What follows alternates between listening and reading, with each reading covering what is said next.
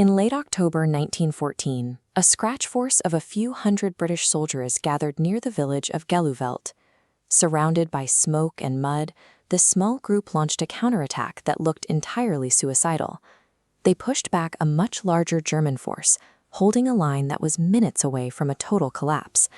Had this moment gone differently, the road to the English Channel ports would have been open. This desperate defense required the most advanced military powers on Earth to throw scrambled remnants and barely trained university students into a Belgian town to prevent a strategic catastrophe. This clash represents the moment the War of Movement reached its limit. After this battle, soldiers stopped standing on the earth and started living inside it. In September, the French and British had halted the German advance just short of Paris at the Battle of the Marne. Germany's plan for a quick victory failed, and the belief that the war would be short began to fade. Each army then spent weeks attempting to get around the other's northern flank. Historians call this the race to the sea, a series of failed maneuvers that stretched the front line further and further toward the Belgian coast.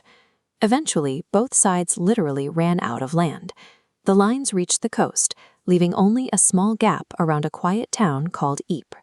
Ypres stood as a geographic bottleneck, the final place where the momentum of the world's fastest armies ran out of room. Breaking through at Ypres offered Germany a chance to join the Channel ports, a move that would have severed Britain's supply lines to its army in France. For the Allies, holding this town was the only way to protect their lifeline. Because neither side could afford to lose, both committed everything they had left to the fight. Britain relied on its corps of highly trained professional soldiers. These men were capable of such rapid and accurate rifle fire that German troops often believed they were facing machine guns. Facing them were massive waves of German volunteer regiments. These units were filled with young university students, many of whom were eager to prove themselves despite having almost no training. This meeting of elite defenders and massed, inexperienced attackers turned the fighting into a grinding, chaotic series of clashes spread across a handful of ridgelines and villages. In places like Langemark, the German waves were cut down in such numbers that the battle earned a grim nickname back home, the Massacre of the Innocents, a reference to the young volunteers who made up the casualties. British losses were equally devastating. By late November, the original professional force that had crossed the Channel in August was largely destroyed, forcing Britain to rebuild its military from scratch. Both armies were exhausted.